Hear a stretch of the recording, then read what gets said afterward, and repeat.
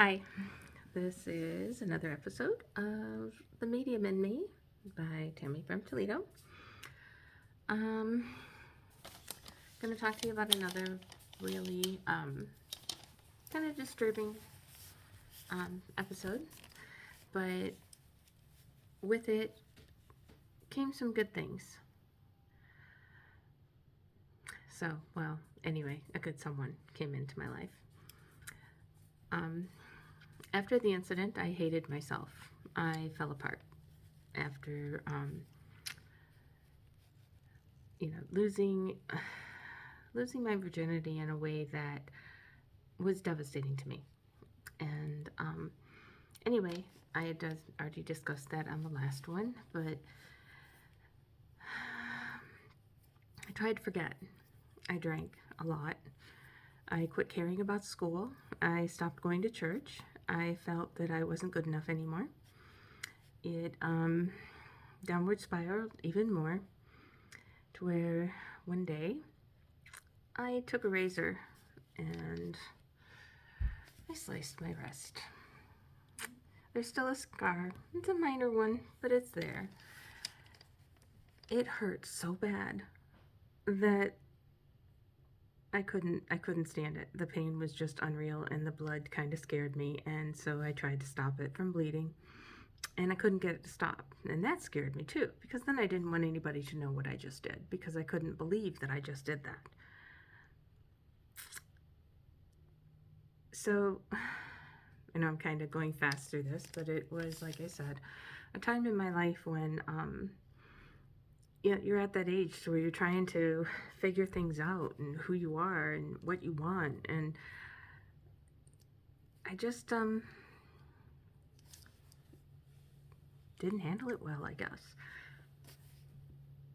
But I'm very glad that it didn't happen. And when I did, we had a broken curling iron that would get so hot it would leave second and third degree burns, blisters and all. And I plugged that sucker in and holding a rag to my hand, to my wrist, trying to get the bleeding to stop. And I heard a voice in my head that was different from all of the other voices that I had heard. And she says, "I'm really glad you changed your mind." I was like, "Who are you?" She says, "My name's Sarah." And I said, "Why would you care that I changed my mind?" And she said something kind of funny. She said, because she didn't. And that floored me for a minute there. I was like, "What do you mean you didn't?" She did commit suicide. And then here she was talking to me when I didn't. But because I wanted to and I didn't want to live anymore. I was only 16 years old. I didn't have a clue what was coming for me. And she told me, she says that my life has barely begun and that I had more to live for than just me. And I was like, "What are you talking about?" And she says that she told me that if she could do it over again, even in her day and age, with what happened to her, I'll tell her story in a moment, because it's along these same lines. But she made me feel better about myself and gave me the strength to get the bleeding to stop by taking that curling iron and holding it onto my wrist and giving myself a very nice third-degree burn, which is why the scar looks so funny. I know it's just probably in my imagination, but I can still see where I tried to slice that dark vein. And I think about that, and then I think about what the last 30 years have been like. And I'm so glad that I didn't. Because I have two of the most wonderful children that I brought into this world. And I now have grandchildren. And that right there makes me very happy that I'm alive and that I went through what I went through. When you're a teenager and you're young like that, you're very self-centered and very selfish almost. You don't really think about the big picture. You only think about today and tomorrow. But the day that I met Sarah was the day that changed my life for the better. It wasn't but maybe about another month or so that I met my first husband, the father of my children. And of course, he knew nothing about me being able to talk to spirits or anything like that. But I still drank a lot. It wasn't something that I gave up. But we were driving in a country road, just driving back roads in Michigan, chilling, listening to the radio. My first husband and one of his best friends. And we came past this farm there. It was somewhere across the Michigan border. I don't even know exactly where it was. But we came across this farm. And Sarah told me that's where I killed myself. And she says, that's where it happened. And I'm like, well, what happened to you? I went a little nuts trying to get out of the car. I wanted to go into that barn and see if I could find her and save her and do whatever. I don't know. I was quite far gone at the time for drinking. It wasn't too much longer after that I stopped drinking. Mostly after I got married and found out that I was pregnant 2 months later, I stopped drinking from that day on.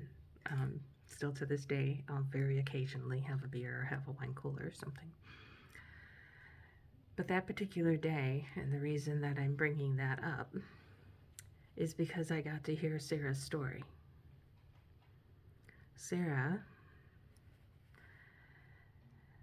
was home alone on her farm.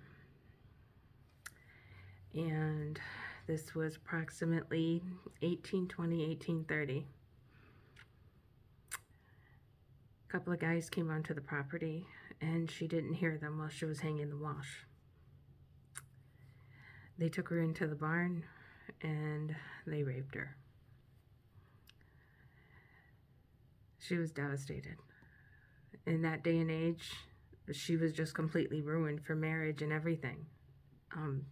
She couldn't see any type of future. When they finished with her, they left her in that barn. She took a rope and hung herself because she couldn't face the consequences of what happened.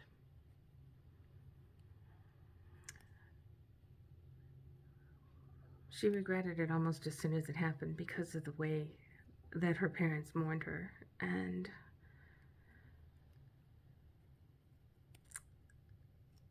she thinks that maybe if she would have chosen differently, she could have still had a life. So now she chose, when she passed on, to stay and help people that were in situations like hers.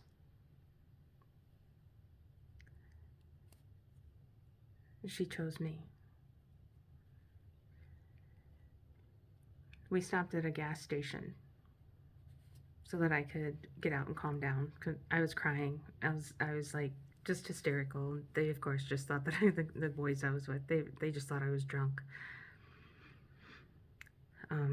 So they let me go into the bathroom. And for the first time, I actually saw the spirit in the mirror. It was like Sarah's face and my face became one. And it was the weirdest sound or feeling or sensation, because I was like, man, I really wish that I could meet you. And she says, well, maybe you can. And she step forward out of me. And then it was like she was talking to me in the mirror, in my reflection. And her name was Sarah Livingston.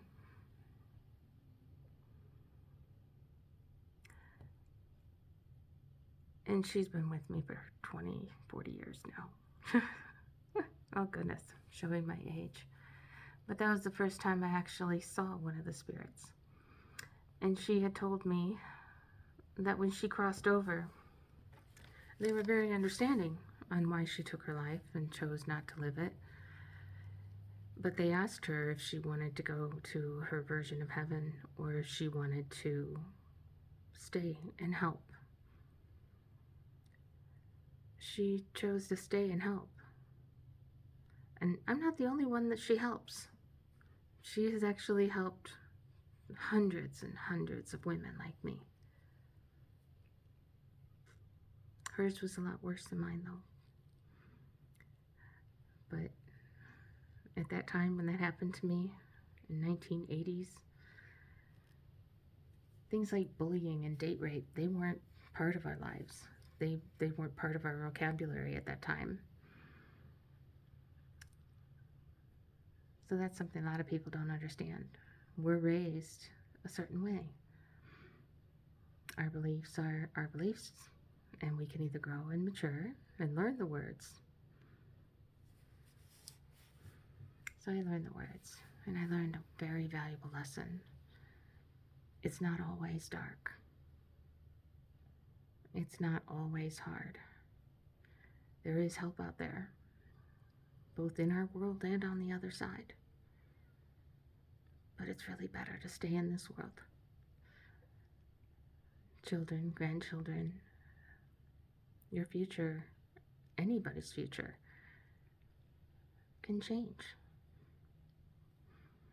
with just a different thought. Well, thank you for listening to another one of my adventures.